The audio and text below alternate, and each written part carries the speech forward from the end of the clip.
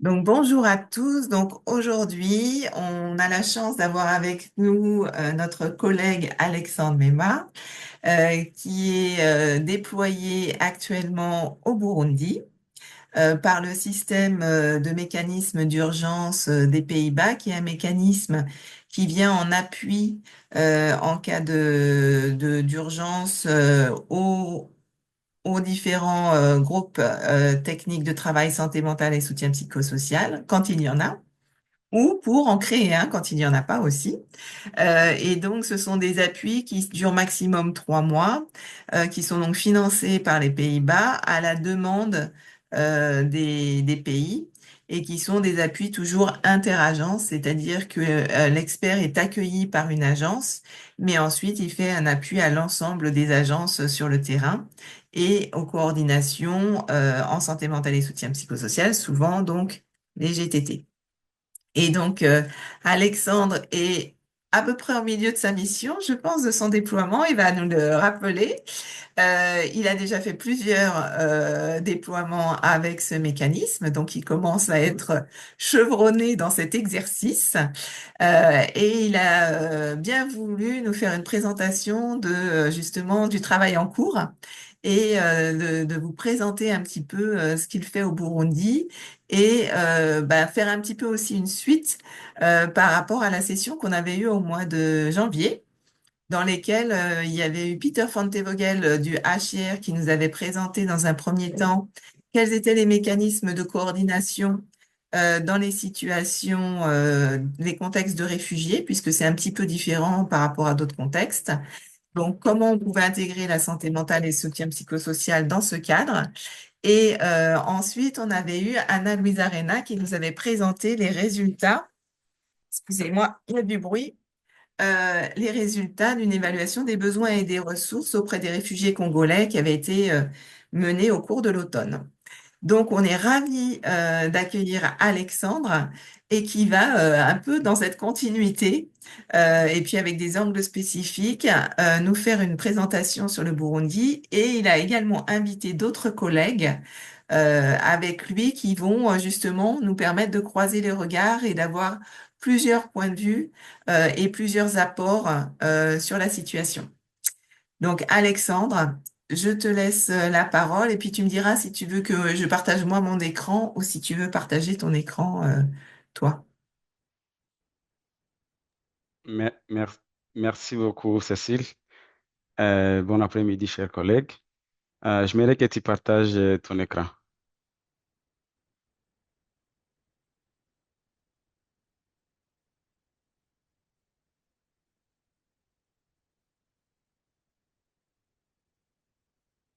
Alors, merci, docteur Cécile, pour l'introduction.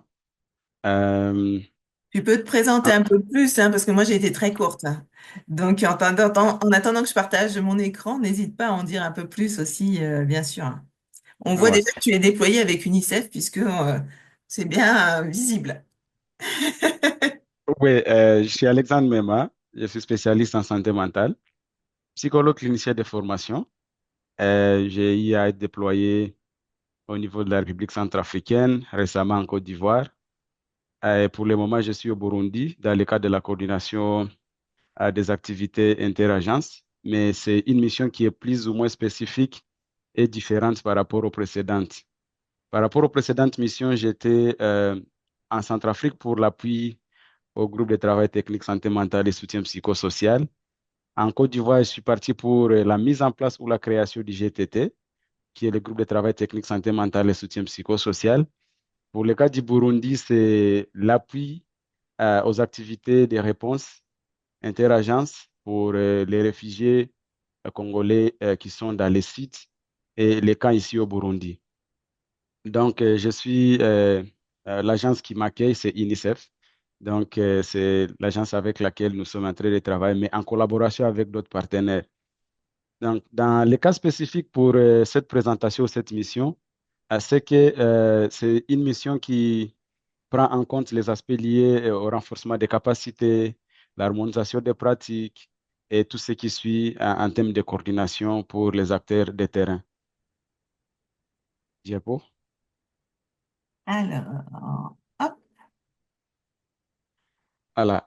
Par rapport au contexte des réfugiés congolais au Burundi, ce que je vais mettre une nuance, c'est ce que je vais présenter ici, c'est par rapport à la récente crise. C'est que déjà depuis 2024, il y avait des réfugiés congolais qui étaient déjà présents au Burundi. Et il y en avait d'autres qui étaient, par exemple, dans le cas de Bugiririza, qui date depuis de 15 ans, qui est au Burundi. Donc, par contre, pour celui-ci, c'est plus lié par rapport à la guerre ou le conflit politique qui a secoué l'est de la RDC et qui a touché les provinces du Nord Kivu et du Sud Kivu entre la guerre qui a opposé l'armée des forces armées de la République démocratique du Congo et l'AFC M23. Et cela a eu un impact direct sur le déplacement massif des populations qui se sont dirigées vers le Rwanda, l'Ouganda, le Burundi, la Tanzanie. Et plus spécifiquement, les réfugiés dont on parle ici, ce sont des réfugiés qui s'étaient retrouvés au Burundi. La RDC a approximativement 16 millions d'habitants pour le moment, contre 14 millions au Burundi. Ce sont des approximatifs. Et là, c'est dans l'espace régional qui est le East Africa Community. Et la position du Burundi, c'est que c'est une jonction entre l'Afrique de l'Est et l'Afrique centrale.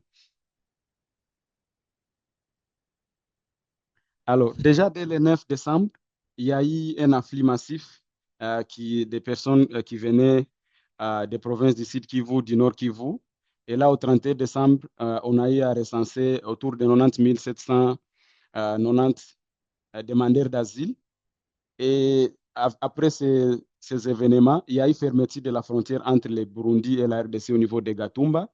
Mais en date du 23 février, la réouverture de la frontière facilita certains retours déjà au niveau de la RDC. En prenant les statistiques du camp des réfugiés de Mousséni et celui de Boussouma, on est arrivé en date du 23 mars à dénombrer un total de 88 604 réfugiés congolais qui étaient encore au Burundi. Une autre spécificité à mentionner, c'est qu'il y a un site qui est à Boussouma, qui a les réfugiés congolais, qui est situé dans la province de Ruigi. Et le camp des réfugiés est Mousséni 1 et 2, qui est dans la province de Rutana, qui lui avait accueilli les réfugiés à partir d'avril 2024.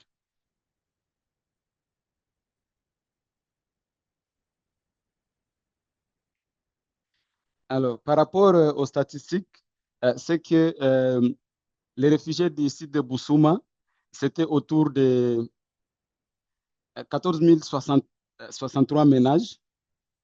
Et là, c'était autour de 66 738 individus, dont le total avec 39 000 enfants. Et pour les sites de réfugiés de Mousseini 1D, qui a un total de 5 919 ménages, un total de 21 886 individus, dont 12 989 enfants. Alors, après la réouverture des frontières et la calmie qui s'est vue au niveau d'Ouvira et quelques zones, il y a eu des retours des personnes congolais, des réfugiés qui ont exprimé le vœu de rentrer au pays.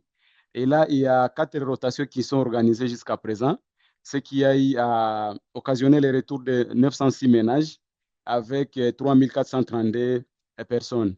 Également, nous devons signaler qu'aujourd'hui, jeudi 28 mai, sur les manifestes que l'HCR avait partagés, les informations qu'on a eues au niveau du HCR, c'est qu'il était prévu un convoi de 1066 personnes, mais ça peut être moins que ça parce qu'il y a des personnes qui désistent à la dernière minute. Une autre spécificité qu'on a aussi mentionnée, c'est qu'il y a aussi les personnes réfugiées du Burundi qui étaient en Tanzanie, qui étaient dans les cas de Nduta et de Nyarugusu au niveau de la Tanzanie, qui sont en train de rentrer et qui sont hébergés dans les sites de Nyabitar et de Gihanga Gitara. Donc, en termes de projection, c'est que les projections d'IHCR montraient qu'autour de 5 000 personnes par semaine qui étaient en train de rentrer. Parce que la prévision est que les camps de Nduta et de Nyarugusu qui sont en Tanzanie seraient fermés d'ici le 30 juin 2026.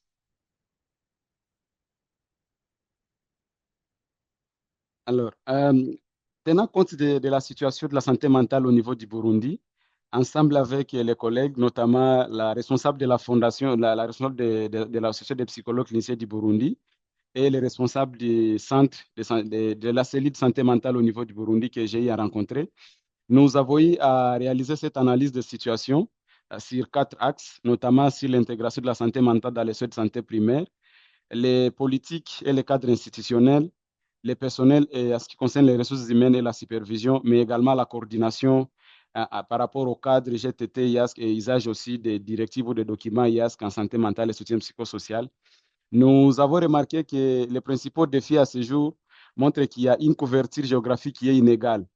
Et il n'y a pas vraiment un renforcement communautaire sur le plan de la santé mentale à base communautaire, mais il y a aussi une dépendance par rapport aux projets humanitaires.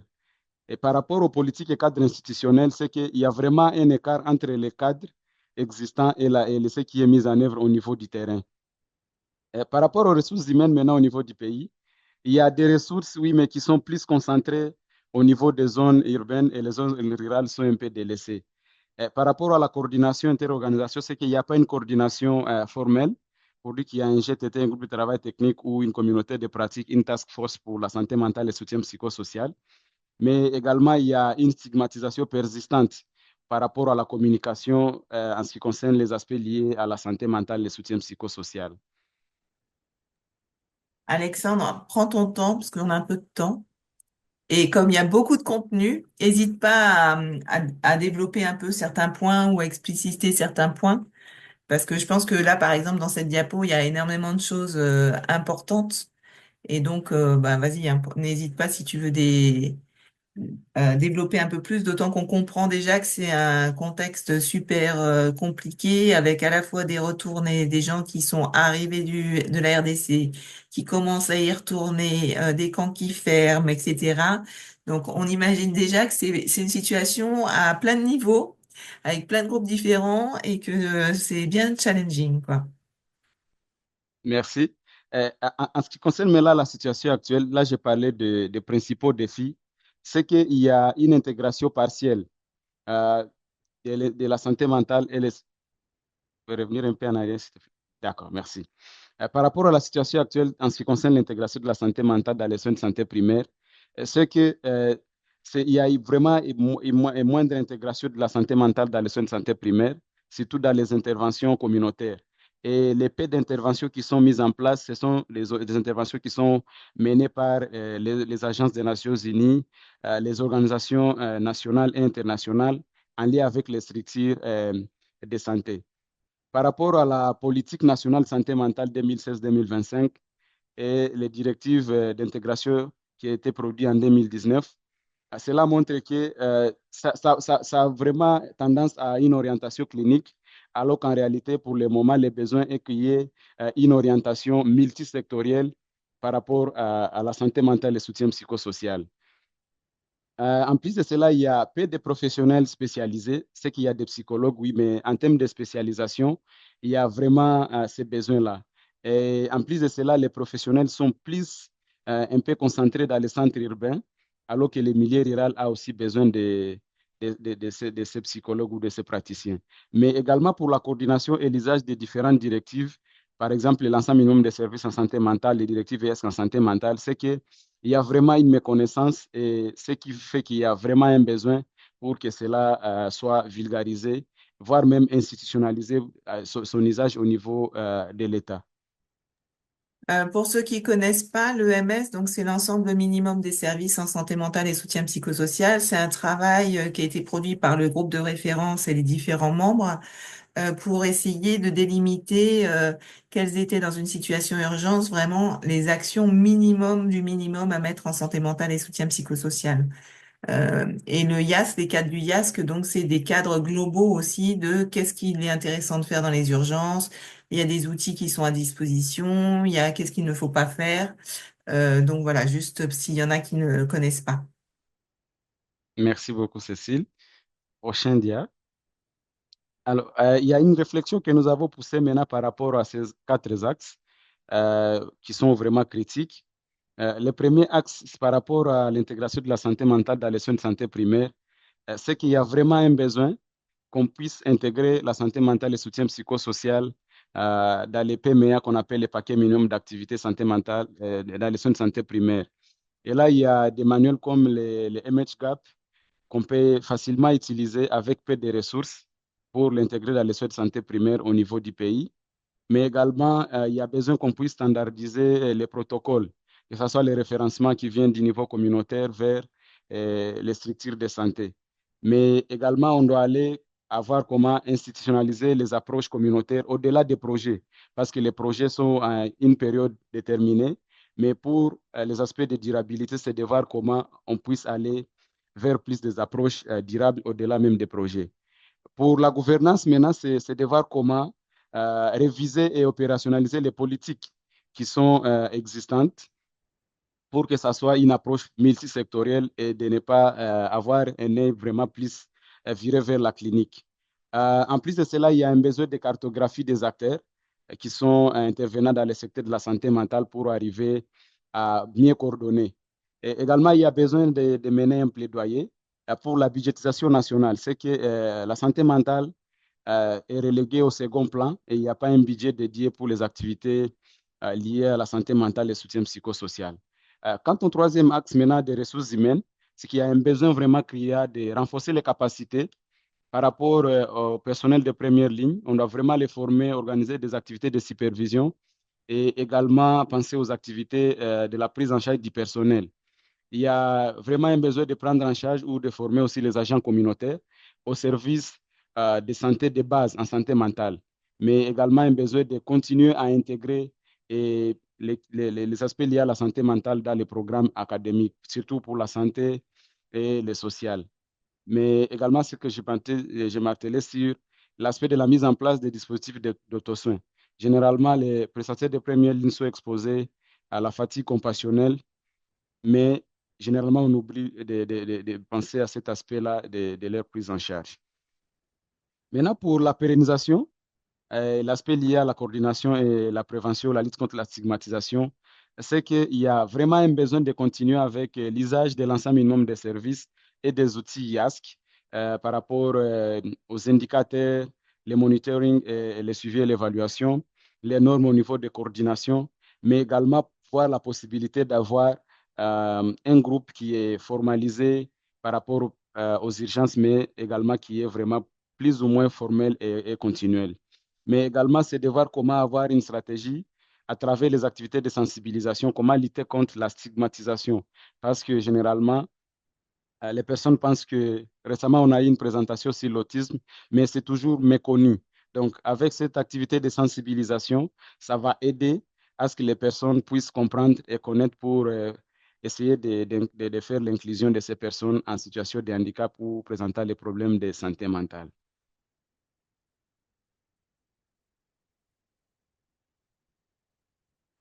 Alors, il y a des activités interagences qu'on a eu à mener sur les camps de réfugiés de Bousouma et les sites de Bousouma, également les camps de réfugiés de Mousséni. Alors, nous avons eu à conduire des activités de renforcement des capacités avec les prestataires de première ligne qui comprenaient les animateurs des espaces amis des enfants, les gestionnaires des cas de protection de l'enfance, mais également autres prestataires comme les officiers de protection qui interviennent au niveau du HCR, Save the Children, Terre des Hommes et d'autres institutions, où on a eu à introduire les aspects liés à au bien-être du personnel. Dans le bien-être du personnel, on a développé comment on doit utiliser des techniques de relaxation simples où on peut facilement prendre soin de soi-même, que ce soit au niveau individuel et des activités collectives qu'on peut faire avec d'autres collègues. Mais en plus de cela, nous avons eu à conduire des sessions de coaching et de mentorat. Si par exemple le remplissage des fiches, les différents outils qu'ils utilisent pour éviter les pratiques nuisibles ou nocives quand on est en train de faire une prise en charge des personnes en besoin dans les camps de réfugiés et dans les sites.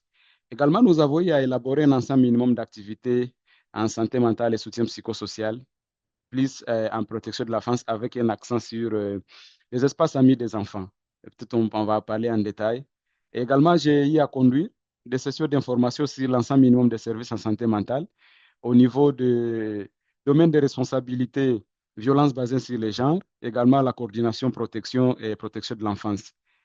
Nous avons eu à traduire les messages de la banque de messages de l'ensemble minimum des services en santé mentale et soutien psychosocial en Swahili. Et nous avons fait un premier test sur le terrain qui a apporté les résultats et les retours. Nous sommes en train de finaliser pour que les acteurs de première ligne puissent l'utiliser facilement. Donc, vous pouvez voir sur l'image, ça c'était une évaluation du bien-être émotionnelle des enfants dans les espaces amis des enfants. Également, ça, la dernière photo, c'est par rapport à une session sur l'usage de la fiche de référencement et les différentes lacunes à modifier.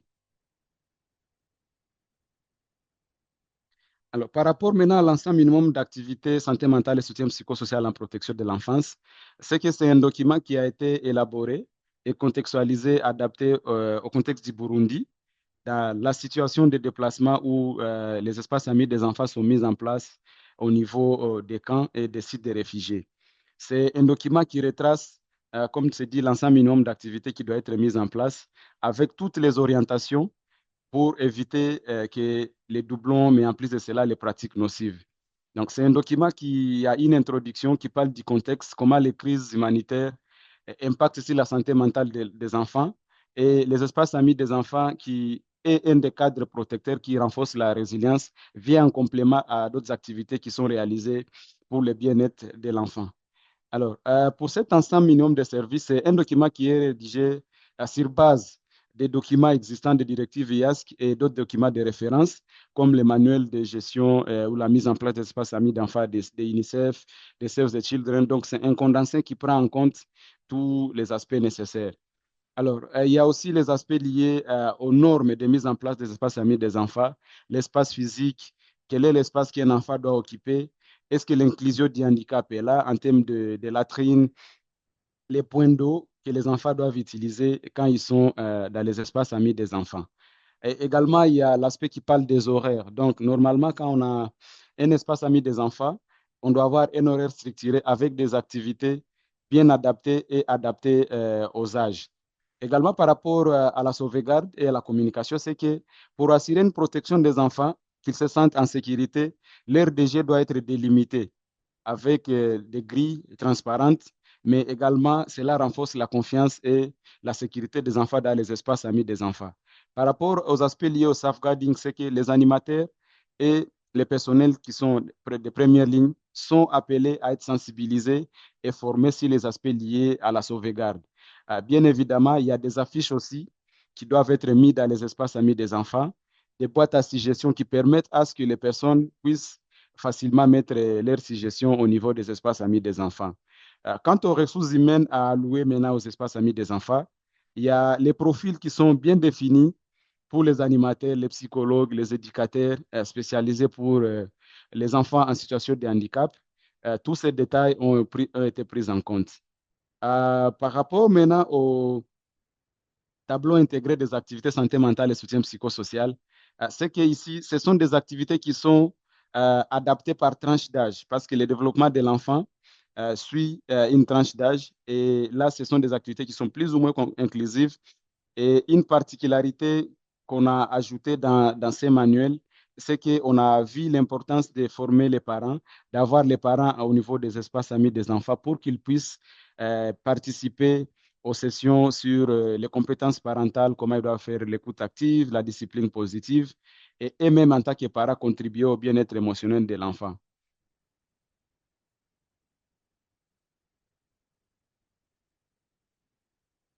Par rapport maintenant à l'utilisation et l'intérêt de l'ensemble minimum de services en santé mentale au Burundi, il y a eu une formation en novembre 2025 avec Anna Reina et Peter Vontevold à d'IHCR qui a eu à réunir plusieurs acteurs. Et après la formation, il y a eu un sondage qu'on a eu à réaliser pour voir quel est le changement que cette formation a apporté au niveau de la coordination et quel est le changement qui est au niveau du monde du travail. La majorité des intervenants ont montré que, par exemple, le centre neuropsychiatrique de Kamenge, qui a montré qu'il y a eu le renouvellement de l'engagement par rapport à l'usage de l'EMS. Donc, il y a plusieurs acteurs qui ont renouvelé leur engagement de continuer à faire les référencements avec les centres neuropsychiatriques. En plus de cela, il y a de nouveaux partenaires aussi qui se sont engagés pour continuer à collaborer avec les centres neuropsychiatriques. Par rapport au changement dans le monde du travail, c'est qu'il y a eu une communication plus ou moins fluide et complémentaire. Cela a été remarqué par rapport à la formation que les HCR a organisée en collaboration avec HealthNet TPO à l'université avec une MSLAV Lab. Et cette formation a porté sur l'IPT, la thérapie interpersonnelle, qui a réuni les différents experts ou les personnels intervenants en santé mentale et soutien psychosocial. Et cela a apporté le fruit du fait qu'en termes de coordination et de collaboration, cela s'est renforcé. Et ces personnes qui ont été formées sont les intervenants qui travaillent plus particulièrement dans les sites des réfugiés, des Bousouma et d'autres camps de réfugiés qui sont existants au niveau du Burundi. Alors, il y a également un enjeu par rapport aux aspects santé mentale et soutien psychosocial pour les retourner en RDC. Certainement que déjà, il y a un problème de coordination et des réponses plus ou moins euh, adaptées par rapport aux personnes qui étaient dans les camps et les sites de réfugiés. Maintenant, en rentrant au pays, il y a certes d'autres enjeux aussi, santé mentale et soutien psychosocial, que ce soit au niveau des enfants, que ce soit au niveau des adultes. Il y a une détresse psychologique qui est liée au fait qu'ils changent de milieu pour entrer au niveau de la zone. Il y a un grand risque parce que déjà, il y a une interruption. Là, l'année scolaire est au milieu, mais également lors du retour, quand ils sont dans les centres de transit et le retour dans les zones là où ils étaient, c'est qu'il y a un risque de séparation familiale. Également, les risques de violation des droits humains qui est aussi inévitable, les exploitations ou le travail forcé et des mariages précoces.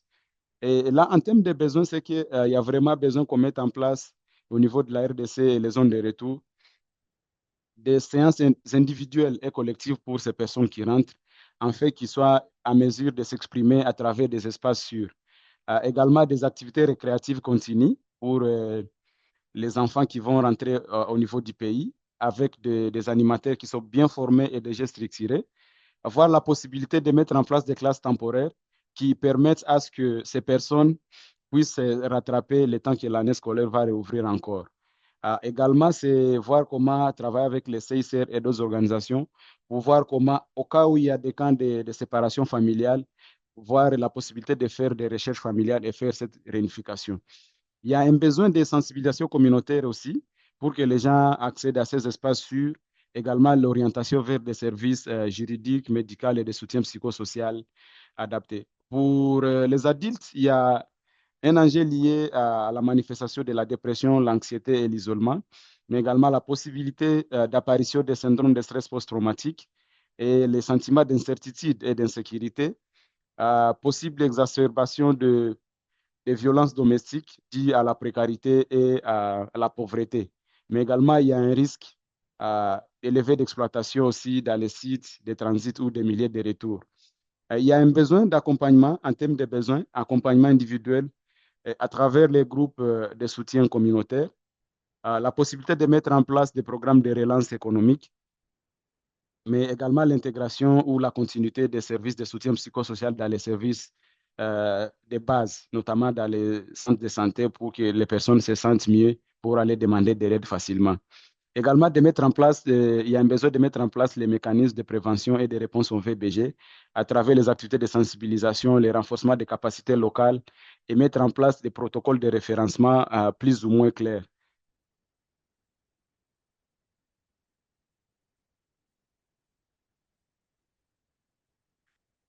Il y a les agences des Nations Unies qui interviennent dans la réponse au niveau du Burundi.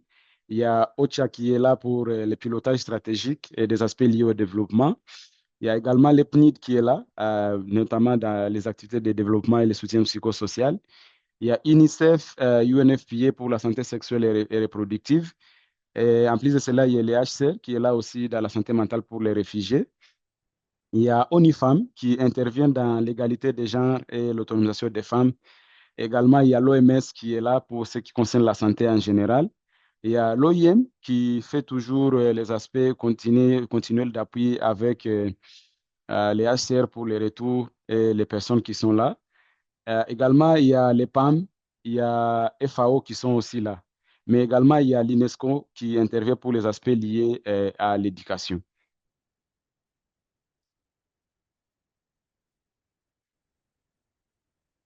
Alors, Cécile, je te remets la parole. Là, c'est maintenant la présentation des différents partenaires pour les D'accord, activités santé mentale et le soutien psychosocial. d'accord, super. Parce que du coup, on a proposé effectivement que différents collègues puissent aussi intervenir et que vous voyez justement l'idée, bien sûr, hein, quand on est sur le terrain et après on remerciera Alexandre et on posera des questions et tout ça. Moi, j'en ai plusieurs. Mais effectivement, l'idée, c'est vraiment de ces déploiements et aussi d'une manière générale du groupe de référence, c'est de collaborer et coordonner ensemble sur le terrain, puisque bien sûr, une organisation toute seule, elle peut pas répondre à l'ensemble des besoins sur le terrain. Et donc l'idée, c'est vraiment de se coordonner, de collaborer et d'être dans la complémentarité. Comme le disait Alexandre tout à l'heure, éviter les doublons, mais aussi repérer s'il y a par exemple des services qui sont pas pourvus, etc. Et pouvoir du coup discuter ensemble, qui est-ce qui pourrait le faire, etc. Faire du plaidoyer, se mobiliser ensemble. Et donc, dans ce cadre-là, bah, justement, on voulait vous montrer des exemples avec le Burundi, avec différents partenaires qui font du coup différentes actions, et ces différentes actions sont complémentaires pour travailler ensemble. Donc, je donne la parole à la personne qui va nous présenter le travail du CENAP, le Centre d'alerte et de prévention des conflits, pour qu'elle nous explique un petit peu justement comment ils travaillent et leurs spécificités et la collaboration avec leurs collègues.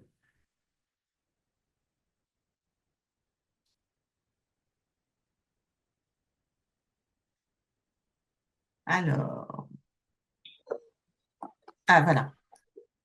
Bonjour, bonjour à tous. C'est Divine Caneza du Sénat. Comme c'est déjà présenté, le Sénat, c'est le Centre national d'alerte et de prévention des conflits. Et nous travaillons dans le domaine du santé mentale et soutien psychosocial. Et nous travaillons avec, il y a les déplacés internes, il y a les personnes de la communauté qui ont été victimes des blessures du passé avec les guerres qui se sont passées au Burundi. Donc, nous travaillons donc dans la communauté et nous essayons d'assurer l'accompagnement psychosocial collectif et individuel. Et aussi, nous ne limitons pas seulement à la santé mentale, mais nous faisons, nous leur donnons un paquet donc santé, de soutien psychosocial, de autonomisation socio-économique, parce que nous avons remarqué que il y a des fois où quand ils n'ont pas des moyens de subsistance, donc ils retombent dans la dépression, et aussi nous leur former sur le leadership afin qu'ils puissent faire le plaidoyer sur les besoins qui sont dans la communauté. Donc, nous donnons des espaces de dialogue communautaire, et aussi nous traitons nous essayons de traiter les jeunes générations pour empêcher la transmission des blessures transgénérationnelles. C'est comme ça. Et d'une manière pratique, nous travaillons avec les facilitateurs socio-communautaires. Donc, nous essayons d'équiper les facilitateurs socio-communautaires qui sont dans les communautés, et eux, ils essaient de travailler avec les communautés en leur donnant les services et puis en référant ça pour les cas qui sont difficiles aux psychologues. C'est comme ça, et dans les zones d'intervention, nous travaillons sur tout le territoire burundais. Merci. Je ne sais pas si vous avez des questions, vous pouvez me demander. Merci. Oui, merci Canesa Divine. Surtout si vous avez des questions, effectivement, soit vous les notez dans le chat, soit de toute façon, après, on posera les questions à tous les intervenants. Et donc, évidemment, si vous avez des questions pour Canesa Divine, n'hésitez pas, vous pourrez les poser en fin de présentation. Merci beaucoup pour cette présentation, et du coup, c'est vraiment intéressant de voir, ben voilà, une organisation avec des spécificités, une façon de travailler, et aussi au sein même de cette organisation, des approches un peu à la fois multisectorielles et à plusieurs niveaux, avec des des personnes au sein des communautés et en cas de difficulté, qui réfèrent dans un deuxième temps, s'il y a besoin, à des psychologues. Donc, c'est super intéressant. Donc, merci pour cette présentation et on continue avec la présentation de Social Action for Development.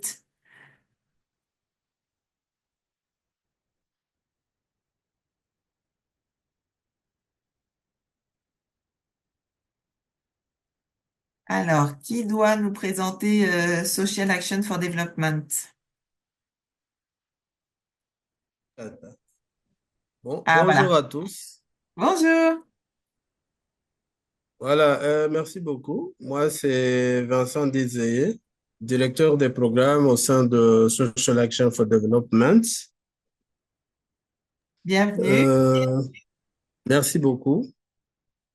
Je crois que, je ne sais pas si c'est la présentation qui est là. C'est pas tellement lisible. Je ne sais pas si vous pouvez agrandir. Non, là, je suis au maximum. OK.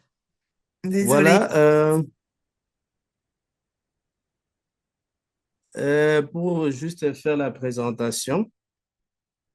La SAD, c'est une organisation non gouvernementale qui travaille au Burundi.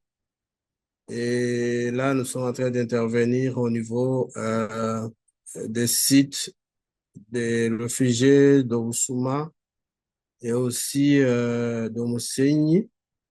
Euh, Comme vous le voyez sur la présentation, nous sommes engagés dans le développement social et l'accompagnement des personnes en situation de vulnérabilité, et en particulier les enfants, parce que nous travaillons beaucoup avec les enfants non accompagnés, les enfants séparés, et surtout dans cette période dont la sécurité s'est aggravée au niveau de la RDC. Nous sommes en train de travailler avec les enfants réfugiés qui ont été identifiés comme enfants non accompagnés et enfants séparés.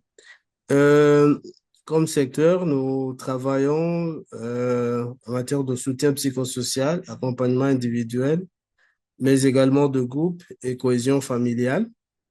Notre cible sont les personnes vulnérables, familles et survivantes de violences, et donc de différents types de violences. Comme je viens de le dire, actuellement, nous sommes sur le site de Roussuma et aussi le site de Mousséni, là où nous sommes en train de travailler avec les réfugiés. Et comme activité, dans le cadre donc, du paquet de soutien psychosocial et santé mentale, on fait l'écoute individuelle, orientation et référencement avec les services de santé et de protection, mais également avec un accent particulier dans la gestion de cas et aussi la facilitation des enfants non accompagnés en phase séparée qui vont retourner volontairement au niveau de la RDC. Et comme défi, comme mentionné, c'est aussi les ressources. Euh, les ressources, c'est pas les ressources humaines, mais sont les ressources qui sont limitées. Et aussi suivi des cas dans la durée des circuits de référencement à formaliser. Donc, je crois que ça, c'est dans le cadre de bien structurer, en tout cas, la prise en charge des cas, de gestion de cas et aussi voir comment collaborer avec d'autres partenaires sur terrain. Voilà, je peux m'arrêter par là. Donc, selon notre présentation. Bah, merci beaucoup, Vincent Désiré. C'était vraiment intéressant avec une autre vision. Donc, ça nous permet de voir effectivement les différents acteurs et on va continuer d'enrichir ces perspectives avec Spring Communities qui va maintenant nous présenter ses actions.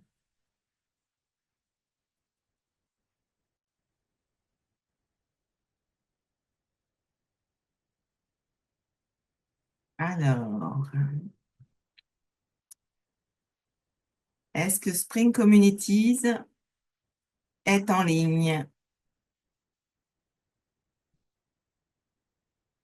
Bonjour, Bonjour, c'est Mireille de Spring. enchantée Mireille, on vous Enchantée. écoute. Dans le soutien psychosocial, euh, on fait le recensement des cas de santé mentale dans le site Kusuma et le cas de Mousseini avec l'appui de l'ICF à travers les espaces à mes enfants fixés euh, et aussi les premières étapes de gestion des cas à Kusuma. La santé mentale et soutien psychosocial dans les sites déplacés internes à Gateli via les Youth Running Club. On fait aussi le soutien psychosocial de la communauté à travers notre centre artistique Nanjenova. Les approches que nous utilisons sont la désensibilisation et retraitement par les mouvements oculaires. On fait aussi des approches de thérapie cognitive et comportementale et aussi des soins psychologiques intégrés.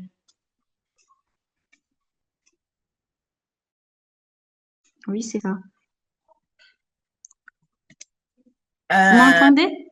oui, je me demandais si vous vouliez aussi parler du défi qui est marqué sur la diapo ou si je passe à la diapo suivante. Pardon? Il y a aussi une petite phrase sur les défis. Je me demandais si vous vouliez l'évoquer aussi ou si je passe la parole à la diapo suivante. Vous pouvez passer le rôle. D'accord. Eh ben, merci beaucoup. Et puis peut-être qu'il y aura aussi des questions là sur les approches thérapeutiques que vous mettez en place. En tout cas, moi, ça a aiguisé aussi ma curiosité. Alors, ensuite, nous avons Esnet Pio.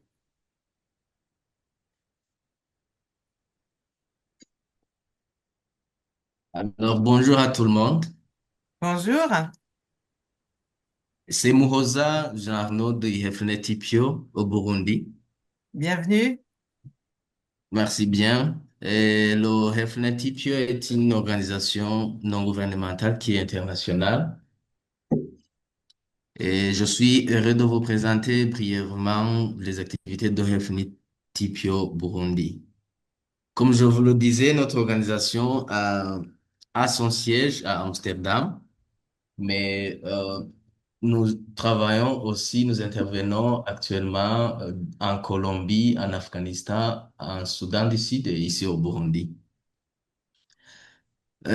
Notre secteur d'intervention, c'est dans le domaine de la santé, ici au Burundi, je veux dire, donc y compris la santé mentale et le soutien psychosocial. Nos interventions sont réalisées principalement dans les centres de santé, dans les camps et sites et aussi dans les cliniques mobiles lors des situations d'urgence, mais aussi dans les sites des réfugiés. Notre organisation travaille également dans le renforcement des capacités des prestataires et des intervenants communautaires. Pour ce qui est de nos activités, nos cibles euh, sont principalement les réfugiés congolais qui ont réussi leur statut de réfugiés, mais aussi on travaille également avec les demandeurs d'asile, les retournés burundais comme mon confrère Alexandre l'a dit, qui retournent au pays, mais aussi avec les communautés hôtes. Actuellement, on travaille dans les camps de Bouagiriza, Kavumu et Musasa, mais aussi dans les sites de Busuma, Chichemere, Makombe, mais aussi dans les sites de transit qui accueillent les rapatriés, les sites de Kinazi, Gitara et Nyabitare. Alors, notre confrère Alexandre est- était parmi les participants qui ont eu à être dans notre atelier de formation qui a été organisé par FNET Pio, mais aussi qui a vu la participation d'autres partenaires qui ont été invités, mais en collaboration avec le HCR, qui est notre principal bailleur. dans les camps actuellement. Alors, cette formation, elle réunit les intervenants ici des organisations locales, mais internationales aussi, des agences des Nations Unies, ainsi que des représentants du ministère de la Santé. C'était une formation sur la thérapie interpersonnelle parce qu'on veut actuellement aussi intégrer euh, des interventions ou des thérapies qui sont basées sur des preuves, mais aussi qui peuvent être utilisées par la communauté dans les camps, qui ne nécessitent pas aussi la présence des experts, mais aussi on veut implémenter ça sous la supervision des experts. Les principaux défis rencontrés sont principalement la réduction comme bon nombre d'organisations l'ont connu actuellement, c'est la réduction budgétaire. Et cela affecte principalement les ressources humaines et logistiques. Mais aussi, on peut constater l'insuffisance des supervisions techniques qui garantissent généralement la qualité des services qui sont dispensés. Mais il y a aussi la nécessité de répondre aux besoins croissants avec les moyens qui sont limités. Et j'ajouterais aussi le besoin de renforcer la coordination interagence en santé mentale. Alors, pour conclure, le REFNET TPO est engagé et reste engagé à améliorer l'accès aux services de santé mentale et du soutien psychosocial pour les populations vulnérables au Burundi. Merci beaucoup pour votre attention. Merci beaucoup pour cette présentation du travail fait par HealthNet TPO. Il y a plusieurs éléments, effectivement, je pense, sur lesquels on pourra rebondir et comment on s'adapte, comme vous le disiez, aux réductions budgétaires dont tout le monde est malheureusement un peu victime depuis notamment un an et demi. Et puis la nécessité de coordonner, hein, qui revient dans plusieurs de vos présentations, qui est aussi un élément vraiment important, et le fait de pouvoir faire des supervisions au-delà des formations. Et un bel exemple, je trouve aussi, hein, de coordination finalement, qui est d'avoir une formation auquel on invite différents partenaires et qui permettent, comme tout à l'heure nous l'a présenté Alexandre avec l'EMS, hein, l'ensemble minimum de services, aussi de se connaître, d'avoir un langage commun, des outils communs, et ce qui facilite aussi ensuite le travail ensemble. Donc, merci beaucoup pour cette présentation. Et maintenant, je propose à la personne qui nous présente, psychologue solidaire pour le futur du Burundi, s'il veut bien nous décrire un petit peu le travail de l'organisation et le type d'action qu'il mène.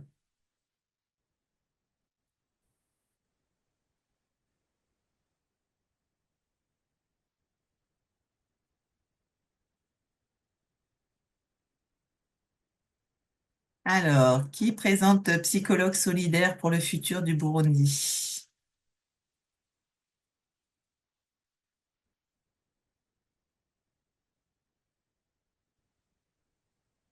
Alexandre, je sais pas si quand tu regardes les noms, tu vois qui est la personne.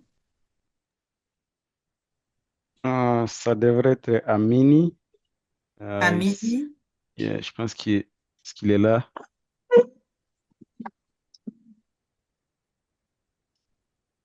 Alors, il est peut-être pas là, donc je passe à la diapo suivante et puis peut-être après on reviendra à cette diapo si la personne arrive à se connecter. Donc, Terre des Hommes. Bonjour, chers collègues. Bonjour Vincent. Bonjour, moi c'est Vincent Touaronnier. Je travaille à la Fondation Terre des Hommes. Je suis psychologue clinicien de formation et je veux présenter les réalisations de Terre des Hommes. Terre des Hommes est une organisation d'origine suisse et fondée en 1960 par Edmond Kaiser qui a trois programmes et côté santé, côté migration et aussi côté accès à la justice. Ça, c'est au niveau global. Au niveau du Burundi, l'organisation est présente depuis 1984 et s'est focalisée sur trois axes. Donc, il y a la protection de l'enfance avec l'appui du système. Et ici, c'est au niveau communautaire où Terre des Hommes a appuyé et la mise en place des structures communautaires et au niveau des collines et des provinces, voilà pour assurer une bonne prise en compte de l'environnement protecteur de l'enfant. Et puis, il y a l'autre axe, c'est l'accès à la justice et pour les enfants et les jeunes. Là, c'est le domaine d'appui à une chaîne pénale. Donc, depuis l'enfant qui est au cachot jusqu'à la sortie. Voilà, autre axe est en rapport avec la situation d'urgence qui est une réponse humanitaire où Terre des Hommes a déjà commencé à travailler dans le site des réfugiés, aussi appui lorsqu'il y a des chocs, voilà, et aussi en termes de réponse humanitaire.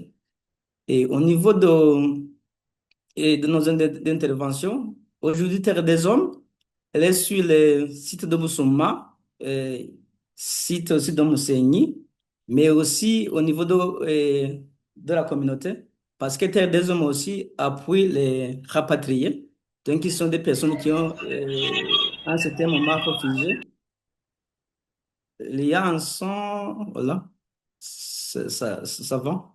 Donc, au niveau de notre domaine d'intervention, et c'est la protection de l'enfance et santé mentale et psychosociale qui est un accent transversal, donc qui est sur l'accès à la justice, au niveau de la prévention et mobilité, et sans oublier aussi la réponse humanitaire.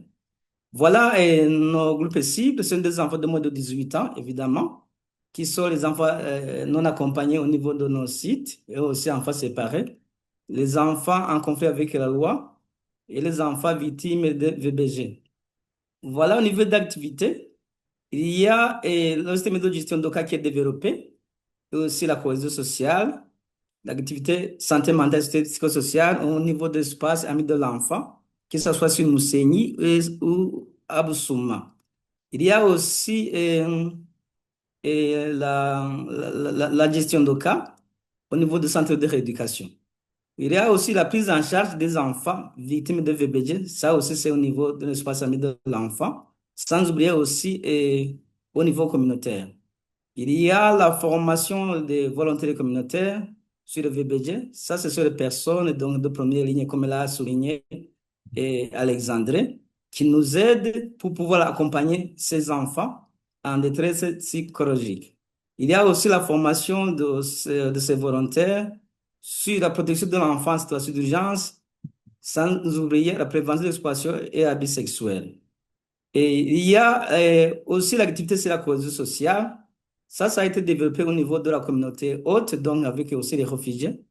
Sans oublier aussi les rapatriés, qui sont les personnes qui ont été accueillies, où il y a cette notion de cohésion sociale, donc à qui on a vu que c'est important de développer, que ce soit au niveau des sites ou bien au niveau aussi de la communauté d'accueil. Les principaux défis alors, on a déjà souligné qu'il y a cet ouragan en rapport avec le budget. Donc, il y a les organisations aujourd'hui qui ont vraiment un budget limité par rapport à nos interventions, ce qui a un impact négatif sur le staff ou bien aussi sur les activités. Autre défi aujourd'hui est lié au retour des réfugiés. Voilà, il y a aujourd'hui, on l'a déjà souligné, et il y a des convois où il y a les enfants qui retournent, où il y a aussi nos volontaires, et ça occasionne souvent les activités qui sont perturbées parce qu'il y a un temps de voix des volontaires qui quittent nos espaces, et voilà, on est obligé de toujours recruter. Mais aussi, il y a le risque d'exposition, donc il y a des violences pour les enfants qui partent. Aujourd'hui même, j'étais dans une réunion, on a un groupe Task Force Gestion de cas, et où on avait vraiment ce souci, comment est-ce qu'on va accompagner nos enfants, donc qui quittent aussi de Deboussouma vers le Congo, donc à Uvira. Comment on va essayer de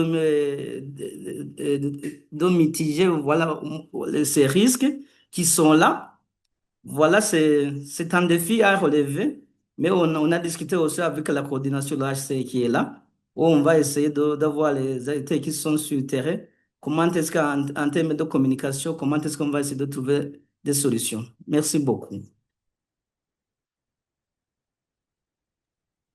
Merci beaucoup, Vincent. Et effectivement, c'est des questions qui sont très importantes et là aussi où on voit l'importance de la multisectorialité, de travailler avec les collègues de la protection de l'enfance, de la protection en général, etc. Et comment aussi, quand on a moins de budget, ben, on doit être inventif, mais on perd aussi beaucoup plus de temps puisqu'on doit à nouveau recruter, à nouveau reformer des gens, etc. Et qu'en termes de qualité des programmes, ça peut constituer des enjeux majeurs. On aura, j'imagine, l'occasion d'y revenir dans les discussions. Merci beaucoup pour cette présentation. Alors, Alexandre, je pense que c'est toi qui reprends la main sur cette partie finale. Merci beaucoup, Cécile. Donc, là, on vous présente la galerie. Là, nous sommes dans le camp des réfugiés de Moussénide. Où vous pouvez voir sur la photo l'animateur principal des espaces amis des enfants, Monsieur Alinotti, qui est en train d'apprécier le travail effectué par cet enfant en situation de handicap qui est dans son fauteuil. Là, l'enfant a montré à l'animateur le travail qu'il a réalisé et ensemble, ils étaient vraiment très contents. C'était quelque chose qui a apporté encore la joie à cet enfant. Fait avancer. Pour la galerie, ça c'est pour le Boussouma, le site de Boussouma et Mousseigne également. Ou sur les images, vous pouvez voir ça. La première image, c'est l'aspect lié au coaching sur l'identification à travers le remplissage de certains documents. Donc, à travers une mission d'observation que j'avais réalisée en avril, il y a certaines lacunes qu'on avait identifiées et c'était le moment de les adresser par rapport, par exemple, à avoir une fiche de détection précoce de certains signes de détresse. Donc là, il y avait des partenaires qui n'avaient pas ces documents et facilement, on a eu à faire cette orientation, mais également l'introduction sur l'usage de ces messages-là de sensibilisation. La photo suivante, c'était un échange, une discussion voilà, avec les différents partenaires, TDH, SAD, Spring Community, PEF, Save the Children, où on a eu à discuter sur les différentes activités qu'ils mènent, notamment sur la gestion des cas de protection de l'enfance. Également, il y a des photos qui suivent sur le site de Moussé Nimena, où on a rencontré aussi ces volontaires. Et comme vous pouvez voir que nous, dans cette activité, on a eu à intégrer même une personne, on ne va pas parler de l'handicap, mais on a vraiment pris l'inclusion en compte. Vous voyez le monsieur qui est à l'albinos qui est là au niveau du coin. On peut avancer.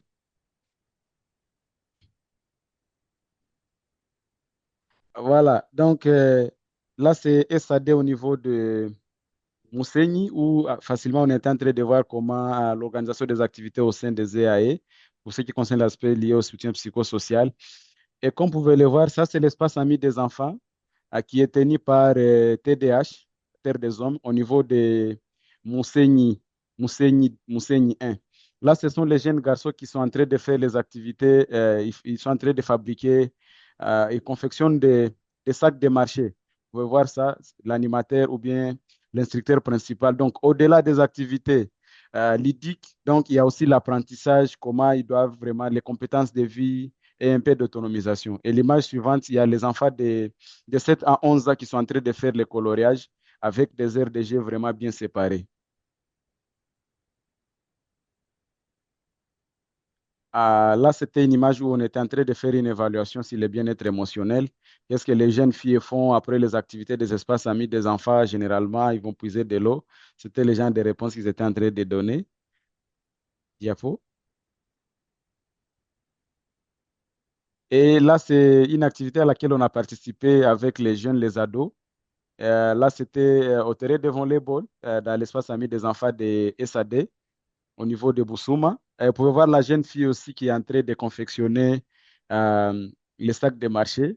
Et voilà, ça, c'est un modèle des horaires que nous avons eu à prendre au niveau de l'espace ami des enfants que TDH met en place au niveau de Mousseini Premier, où ils ont vraiment mis des activités structurées par rapport aux tranches d'âge. Les personnes de 7 à 11 ans, à telle heure, ils font ça, tel jour, ils font ça. Et également, les enfants de 12 à 17 ans et ceux de 3 à 7 ans. 5 ans. À 5 ans. 5 ans. Oui. Ouais, 5 ans. Merci, Vincent. Mhm. Voilà, c'est tout par rapport à la galerie que vous voulez vous présenter.